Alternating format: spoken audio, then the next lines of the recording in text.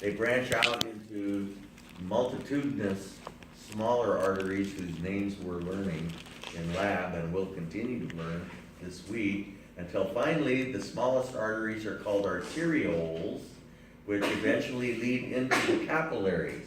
Where are the capillaries? Everywhere. Everywhere.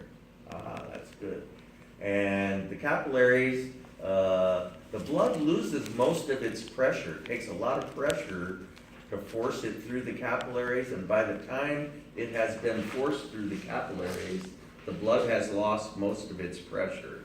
So when it comes out into the smallest veins, there's very little pressure, hardly enough pressure to get it back to the heart. And the little veins confluence together to form ever larger veins, which eventually anastomose to form the vena cava, superior and inferior, which finally lead to the heart. Just a couple gross differences you notice between arteries and veins. Arteries are thicker, they're more muscular because the pressure's higher. Okay? And veins have these one-way valves, which are needed. It's a sort of a trick that we use to get the blood back to the heart, especially coming up from the legs. It's under very low pressure. And so to get it back to the heart from the legs, we use a lot of tricks. Okay? At any one time, most of the blood is in the veins, surprisingly enough, because the veins are larger.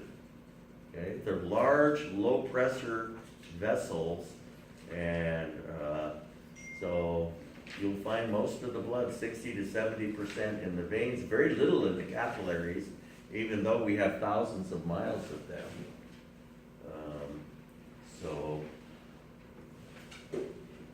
Okay, you could recognize if you see an artery and a vein running together, they're pretty easy to distinguish because the vein is much larger, the artery is small and round, and the reason it's round is because its contents are under high pressure. Okay, and the walls are thicker, and very often you'll see a vein that's almost completely collapsed because the pressure's so low. The vena cava is a good example, the inferior vena cava. I've seen MRIs, abdominal MRIs, where you couldn't see the inferior vena cava because it just happened to slice through a place where it was completely collapsed. Okay? So, and you see another little artery and vein pair here. There's the vein and there's the artery.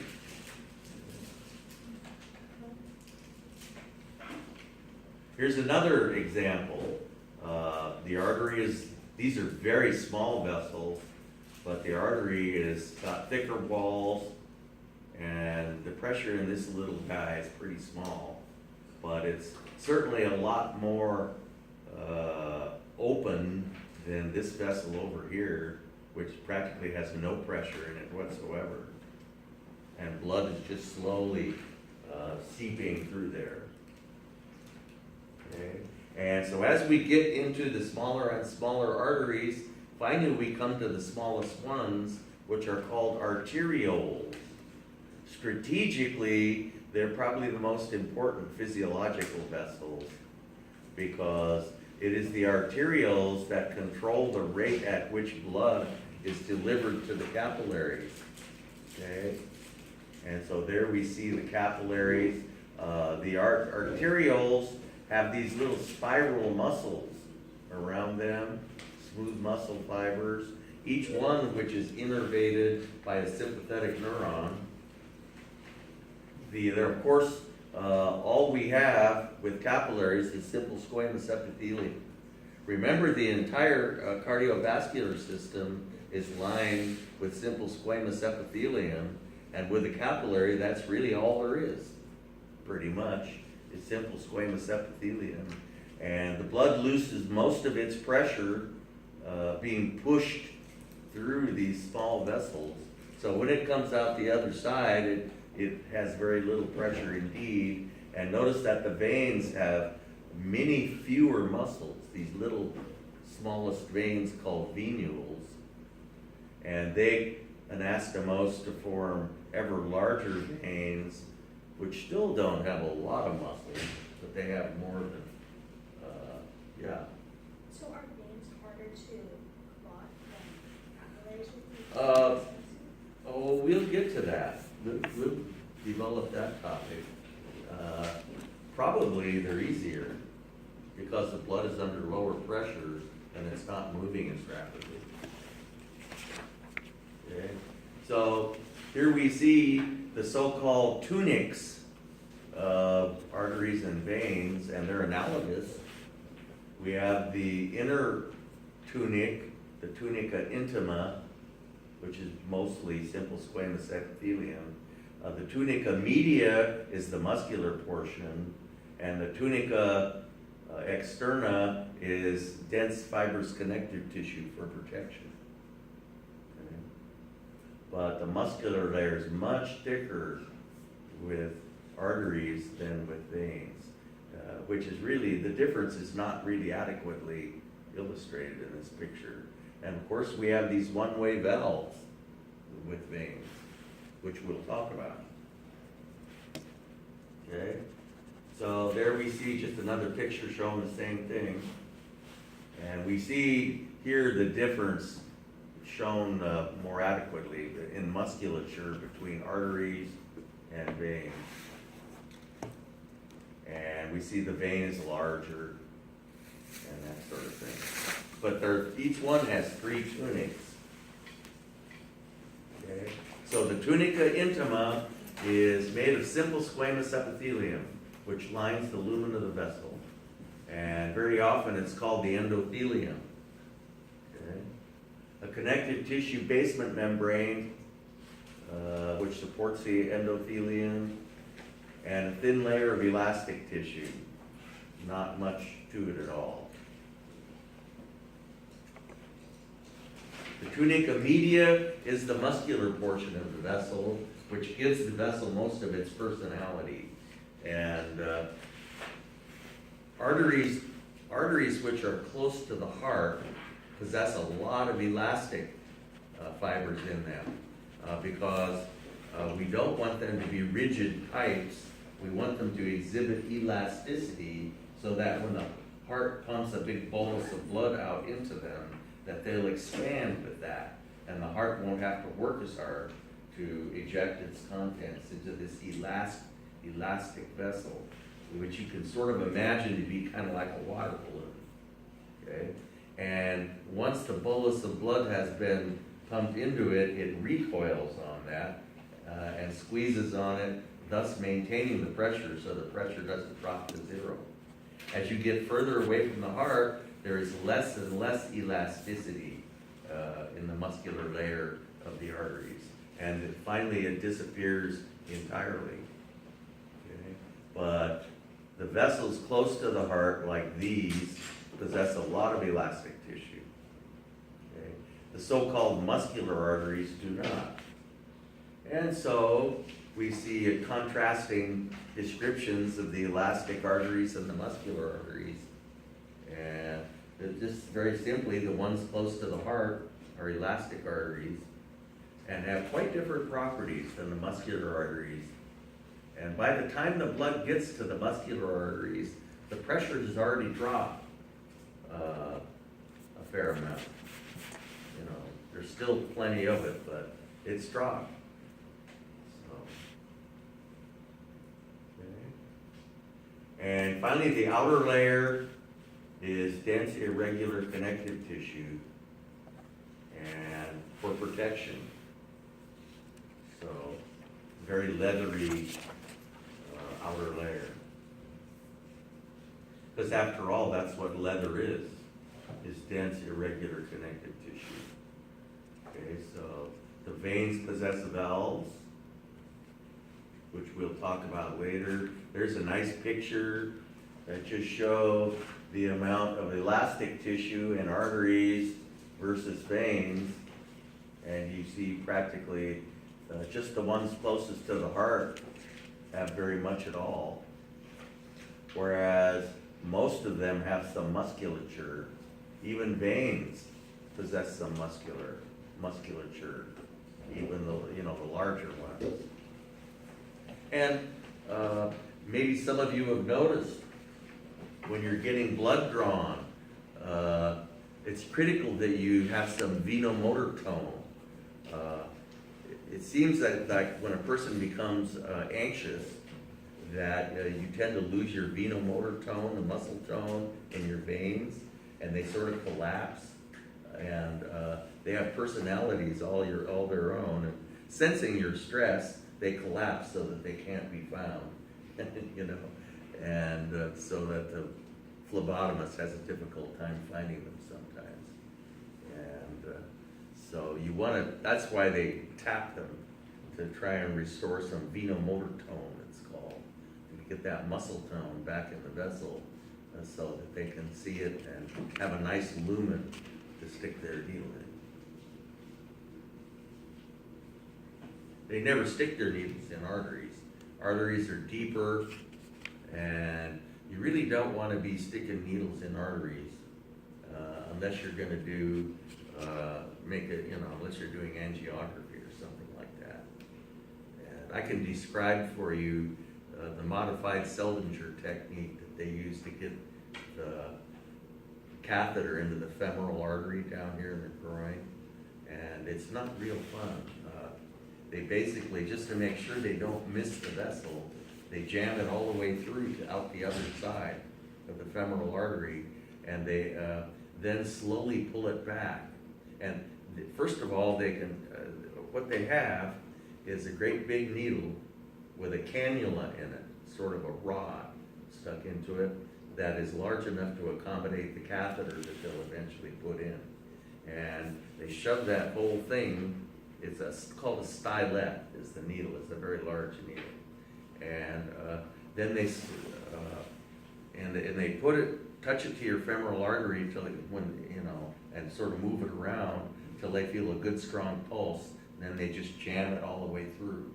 Then they slowly pull back on it, and they can tell when they get it into the lumen of the artery. The way they know for sure is to pull the cannula out and blood shoots clear across the room. Then they either stick the cannula back in real quick or put the catheter in there, one or the other. And so that's how they do it, basically. And the patient is adequately sedated. Not general anesthesia, but the patient really doesn't care much at that point. So, you got to do radical things to put needles in arteries. And so, total liquid flow, what am I trying to show here? Well, we lose a little bit of liquid in the interstitial tissues, and that liquid is picked up by the lymphatic system, which we'll talk about next week. Okay. Pulse points. My favorite pulse point is the superficial temporal artery right there. But maybe you have a favorite one that you like to use on yourself. Of course, you don't really know whether you're feeling the pulse in your finger or the pulse in the artery that you're palpating. But does it really matter? As long as you feel it, that's the important thing. So, okay, and the way that this works, if you haven't surmised it, is the blood pressure cuff. They pump it up way past your systolic number, your high number, so that the artery is completely cut off. And so no blood is passing through it at that point, so you can't hear anything. Then when they're in the region between the high number and the low number, blood won't come through during diastole, but it will be shot through there. The heart fires a little bit through there during systole, and it thumps against the wall of that artery, and that's what you can hear. That's what they listen for. And as long as they can hear that, they know they're between the systolic number and the diastolic number, and when they can't hear it anymore, then of course the blood is running through all the time, so you can't hear any thumping at all. not thumping against the wall of the artery anyway. So. And I just have some slides on vascular anatomy, which we're really doing in lab. But this week we'll learn about the thoracic aorta and the abdominal aorta and the common iliac arteries. And this is once again one of these awful pictures out of your book, but it's not too bad. Brachiocephalic trunk, left common carotid artery, left subclavian artery, and that sort of thing. And these are kind of interesting pictures to look at if you feel like it. And if you don't, that's fine too. Pulmonary circulation, okay, and the veins of the torso. We have common iliac veins run right alongside the common iliac arteries, which confluence to form the inferior vena cava. And here we have the renal veins and the azygous and hemiazygous veins, okay, which provide collateral flow. And that's the azygous arch right there, isn't it? Okay. And there's, what's this little part right there? Superior vena cava. And that's the right brachiocephalic vein and the left brachiocephalic vein. What's that one there? Left internal, it's a right internal jugular vein. And as you're looking at MRIs, you're looking from the feet up. It's an inferior view. So everything on the left of the MRI or CT is really on the right side of the patient. Okay. So lefts and rights become important on anatomy quizzes. So, okay. And this is just an awful picture that we won't look at too hard. Just as awful as this one, but gotta look at something. Okay, this is a good picture. A very strategic view of what's called the circle of Willis. And this is the pituitary right there. We're looking at an inferior view of the brain. This is brainstem down here. This is the pons. These are the vertebral arteries that come up on either side of the cervical vertebrae. Remember those? And they confluence together to form the basilar artery. And the basilar artery gives off a number of vessels to the cerebellum, the superior cerebellar arteries, and finally the posterior cerebral artery right here. So what we're looking at here is the posterior 1/2 of the cerebral circulation up here, and it's fed by these vertebral arteries. The anterior 1/2 of the cerebral circulation is fed by the internal carotid arteries, okay? And the internal carotid arteries bifurcate to form the middle cerebral arteries, which go out to each side, and the anterior cerebral arteries. But then we have very strategic structures which provide collateral flow, because it's not uncommon for one of these internal carotid arteries to become occluded, okay? And so we want to have the availability of blood to the entire brain, even if that should happen. And so we have a set of communicating arteries. The posterior communicating arteries connect the posterior half with the anterior half, okay? The posterior blood comes from this direction, the anterior blood comes from there. And we have another anterior communicating artery here that connects the left-hand side with the right-hand side, okay? And so we complete the circle with this so-called circle of Willis, so that one of these major vessels could be cut off, and you'd probably still have collateral flow supplied to the entire brain, assuming that you're in possession of a complete circle of Willis. Unfortunately, only 18% of the population has a complete circle of Willis. And we'll look at some pictures in lab of individuals that possess most of it, but you don't see many pictures of folks that have both of these communicating arteries here particularly. They're real small. Okay? So that's the so-called circle of Willis that we'll be learning in lab. It's a very good anatomy. Okay? And there is a little strategic picture of it. And shows the bifurcation of the carotid artery, how the internal carotid artery goes directly to the brain, but the external carotid artery gives off these shoots that we're learning. So, okay. Another picture out of your book, which we won't look at too hard, but there's a kind of what word am I looking for? Schematic view. Okay, and the veins of the arm, we learned 3 of them, superficial veins, just because you can see them on the surface of a lot of people.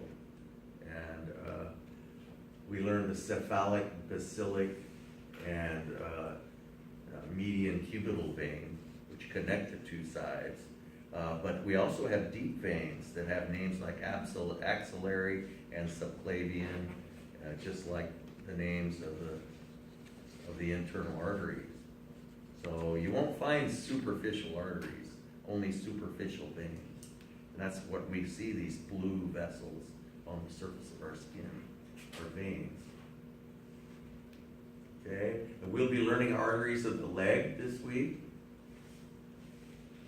Okay, and there's the schematic view of those.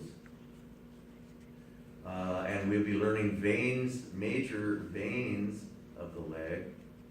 Used to be they would take saphenous veins and use them for bypasses.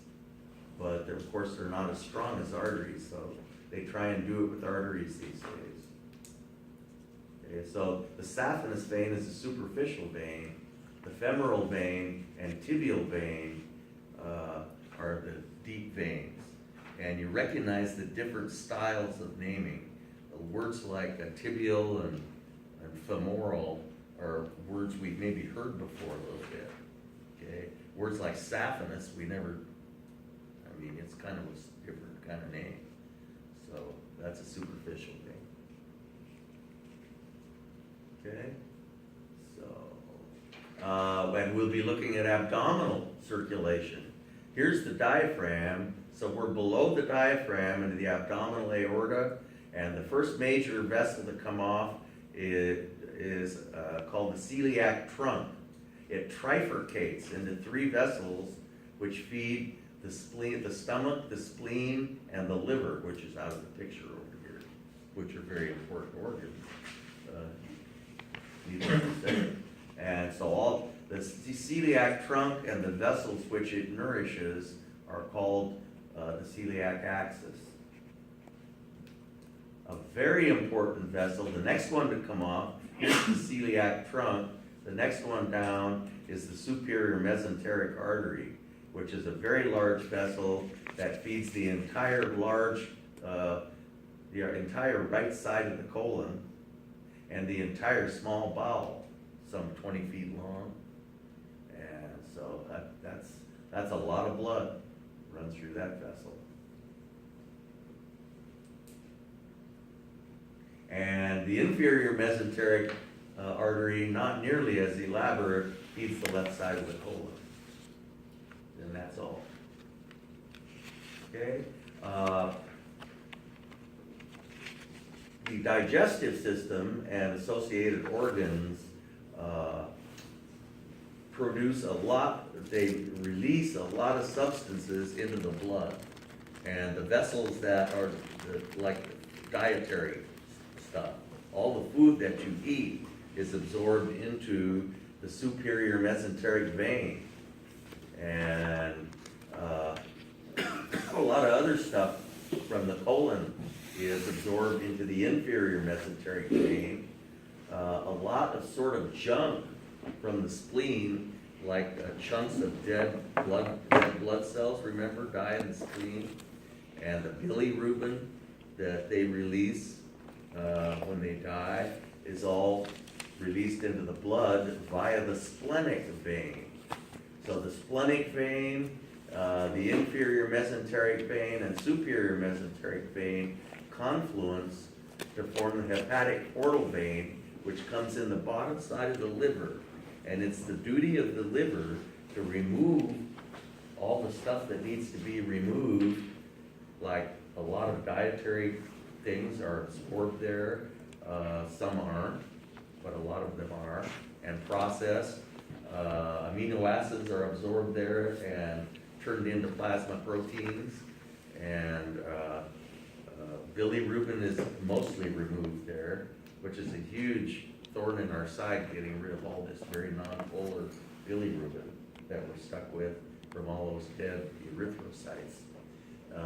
So that's what the liver does. It processes that blood, and the blood percolates up through the liver, and those vessels right there, the good blood that's had all the junk taken out of it, and the liver produces clotting proteins, okay, that are placed into the blood, and all that stuff is put back into general circulation right there in the inferior vena cava. So that's the hepatic portal circulation. Okay, so now we're going to talk about determinants of arterial blood pressure. We just made some general comments about veins and arteries. Let's get more specific now and talk about our first topic, which is arterial blood pressure. And the bottom line is that the more blood you put in the vessels, the higher the pressure, correct? I mean, the more fluid you cram in one place, the higher the pressure you're going to have. And so what is it that determines how much blood is put into the arteries? And you need to have a certain amount of blood pressure just to drive the blood through all the organs which it needs to perfuse. Perfusion's a really good word that you should use whenever you can.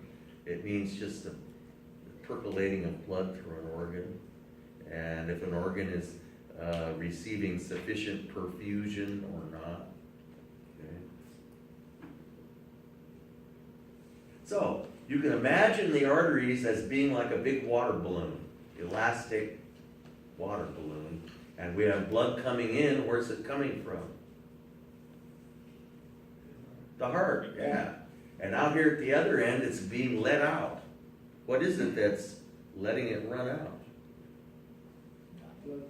The smallest little arterioles, which are highly muscular and are going to determine how rapidly it runs out. Of course, a factor that somebody mentioned back there is how much pressure you got in here too. But of course, how fast it's allowed to run out is going to play into what the pressure is in here. So how much fluid you have in here is determined by two things: cardiac output and peripheral resistance are the name of the words.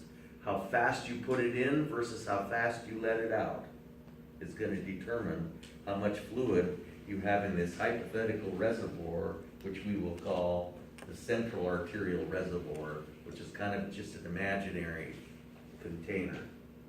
Highly elastic, however.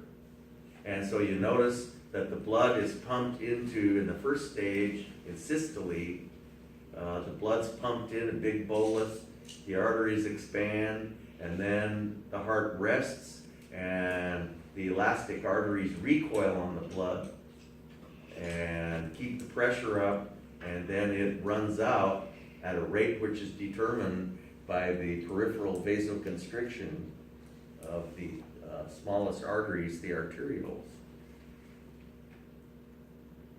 Okay, so how fast you put it in versus how fast you let it out. Okay, how much blood is present in the arteries. The more you got in there, the higher the pressure. So arterial blood pressure is proportional to cardiac output is one consideration, and really there shouldn't be a time sign there. There are two determinants of arterial blood pressure. Cardiac output, how fast you put it in, and peripheral resistance, how fast you let it run out. The resistance means resistance to flow out. Okay? So if the resistance increases, is it going to flow out more rapidly or more slowly? Slowly. Slowly, good answer. Cardiac output and peripheral resistance. So first, we're going to look logically at cardiac output. So what is it that determines cardiac output? Heart rate and stroke volume. Okay? And how fast your heart beats versus how much it pumps out every time. Cardiac ejection fraction is variable, okay, depending on the force with which the ventricles squeeze on the blood. Can the ventricles ever eject all their contents? No. No. Max is about 85%. And that's pretty good. If you were under stress, if you're on a treadmill or out for a run or whatever, you'll hopefully be ejecting about 85%. Okay? At rest, it might be a lot lower, maybe 40%, or 30%. So it depends on the needs of your body. But of course, we have ways of regulating both of these, and as you might imagine, that's what we're going to be talking about here. Remember, dual innervation, we have sympathetic and parasympathetic nerves which play into both of these factors. So let's first consider heart rate. Typical cardiac output at rest for an average sized person is about 5 liters per minute. Okay. So the way we control anything in the body is either neural or hormonal. Okay? And when you see neural, you should think parasympathetic versus sympathetic. Okay? So the neural control circuitry, we have, so here we see a nerve coming from, well, it already says, I was going to ask you, is this going to be sympathetic or parasympathetic coming from the thoracic region? Well, it's going to be sympathetic because it's thoracolumbar outflow. It is of extreme significance that the sympathetic nerve connects to 3 places. It connects not only to the SA node and the AV node, but it also connects to ventricle muscle. You will see at least one quiz question next week where you want to know that. Okay? The parasympathetic